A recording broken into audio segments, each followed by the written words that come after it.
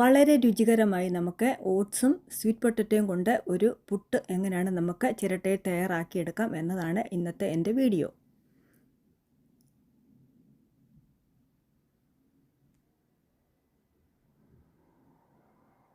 ഇതിനു വേണ്ടി ഞാനിവിടെ വറക്കാത്ത ഓട്സാണ് എടുത്തിരിക്കുന്നത്.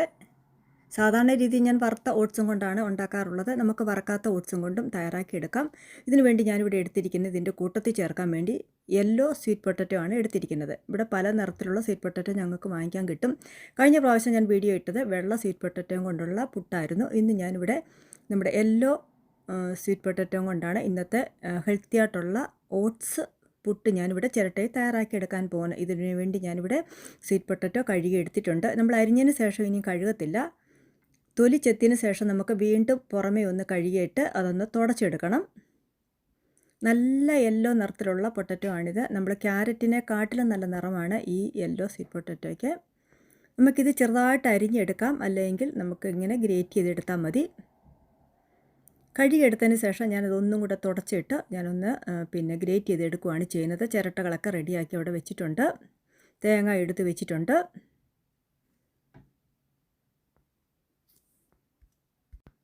ഇത് ഞാൻ പൊടിച്ചെടുക്കുന്നത് എൻ്റെ ഫുഡ് പ്രോസറിനകത്ത് വെച്ചാണ്. ആദ്യം ഞാനിവിടെ എടുത്തു വെച്ച ഓട്സ് അതിലേക്ക് ഇട്ട ശേഷം ആവശ്യത്തിനുള്ള ഉപ്പ് ചേർത്തു. ഇപ്പം വെള്ളം നമ്മൾ ചേർക്കത്തില്ല. ആവശ്യമുണ്ടെങ്കിൽ മാത്രം നമ്മൾ ലാസ്റ്റിൽ വെള്ളം ഒഴിച്ചൊന്ന് നനച്ചെടുത്താൽ മതി. ആദ്യം ഈ സ്വീറ്റ് പൊട്ടറ്റോയുടെ നനവും കൊണ്ടാണ് പൊടിച്ചെടുക്കുന്നത്. ആദ്യം വെറുതെ ഒന്ന് പൊടിച്ച ശേഷം ഈ സ്വീറ്റ് പൊട്ടറ്റോ ഇട്ട് വീണ്ടും ഒന്നും കൂടെ നമുക്കൊന്ന് പൊടിച്ചെടുക്കണം. അങ്ങനെ നനവിന് വേണ്ടി ആവശ്യത്തിന് സ്വീറ്റ് പൊട്ടറ്റോ ചേർത്ത് ഞാനൊന്ന് നനച്ചെടുക്കുന്നുണ്ട്.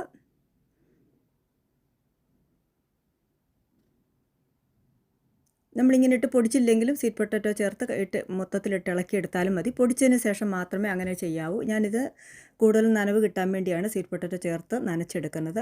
പൊടിച്ചെടുക്കുക നനച്ചെടുക്കുക എല്ലാം നമുക്കതിനകത്ത് ഒന്നിച്ച് തന്നെ ചെയ്യാം.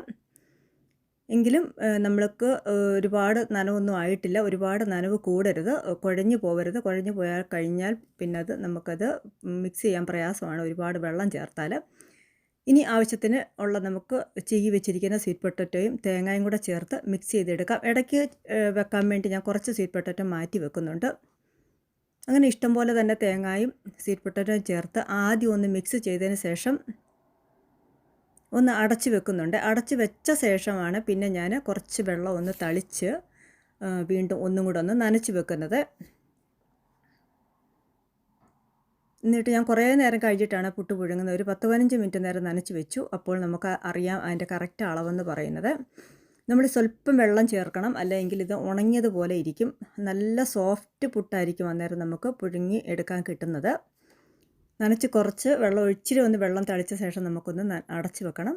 അടച്ച് വെച്ചതിന് ശേഷം ഇടയ്ക്കൊന്ന് തുറന്ന് നോക്കിയിട്ട് വീണ്ടും നമുക്ക് കുറച്ച് വെള്ളം വേണമെങ്കിൽ ചേർക്കാം. ഒരിക്കലും വെള്ളം കൂടി പോകരുത്. വെള്ളം കൂടി പോയി കഴിഞ്ഞാൽ ഇങ്ങനെ കട്ട കെട്ട് ഉണ്ട പോലെ ഇരിക്കും.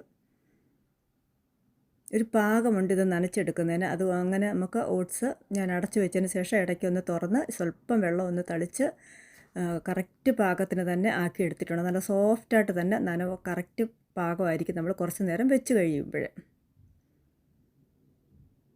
ഇനി ഒന്നും തന്നെ നമുക്ക് ചെയ്യാനില്ല. ഇനിയും ചിരട്ടയ്ക്കകത്ത് ഇതങ്ങോട്ട് ഇത് ചേർത്ത് നമുക്ക് പുഴുങ്ങിയെടുത്താൽ മതി. അത് നമുക്ക് പുട്ടുകുറ്റിക്കകത്തും പുഴുങ്ങിയെടുക്കാം, ചിരട്ടയ്ക്കകത്തും പുഴുങ്ങിയെടുക്കാം. അവരവരുടെ ഇഷ്ടത്തിനനുസരിച്ച് പുഴുങ്ങിയെടുക്കാം. ഇടയ്ക്ക് വേണമെങ്കിൽ ഇച്ചിരി സ്വീറ്റ് പൊട്ടറ്റോ ഇട്ട് കൊടുക്കാം. ഈ യെല്ലോ സ്വീറ്റ് പൊട്ടറ്റോ അരിഞ്ഞ് വെച്ചാലും കറുത്ത് പോകത്തില്ല. അതേസമയം വെള്ള സ്വീറ്റ് പൊട്ടറ്റോ കഴിഞ്ഞ പ്രാവശ്യം ഞാൻ അരിഞ്ഞ് വെച്ചപ്പോൾ കറുത്ത് പോയിരുന്നു. ഈ യെല്ലോയ്ക്ക് യാതൊരു കുഴപ്പവും വന്നില്ല. ഇടയ്ക്കൊക്കെ അങ്ങനെ ഇട്ട് ഞാനൊന്ന് പ്രഷർ കുക്കറിൻ്റെ ടോപ്പിൽ വെച്ചാണ് ഞാനിവിടെ പുഴുങ്ങിയെടുക്കുന്നത്. അങ്ങനെ ഇപ്പുറത്തെ അടുപ്പിൽ രാവിലെ ചായയും തിളയ്ക്കുന്നുണ്ട്. രണ്ടും ഒന്നിച്ച് തന്നെ റെഡിയായി. ഇനി നമുക്കിത് എടുക്കാം. വളരെ രുചികരമായ ഒരു പുട്ടാണ് ഇന്ന് രാവിലെ ഞാനിവിടെ തയ്യാറാക്കിയെടുത്തത്. വളരെ എളുപ്പമാണ് നമുക്ക് തയ്യാറാക്കിയെടുക്കാൻ. അതുപോലെ വെറൈറ്റിയാണ്, ഹെൽത്തിയാണ്.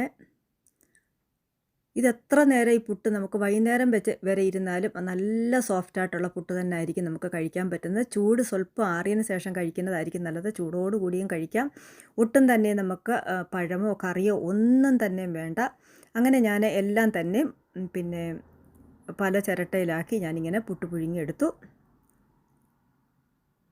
ഇതുപോലെ നിങ്ങളും ഒന്ന് തയ്യാറാക്കി നോക്കുക. എൻ്റെ ഈ വീഡിയോ ഇഷ്ടപ്പെട്ടാൽ ലൈക്ക് ചെയ്യുക, ഷെയർ ചെയ്യുക, സബ്സ്ക്രൈബ് ചെയ്യുക.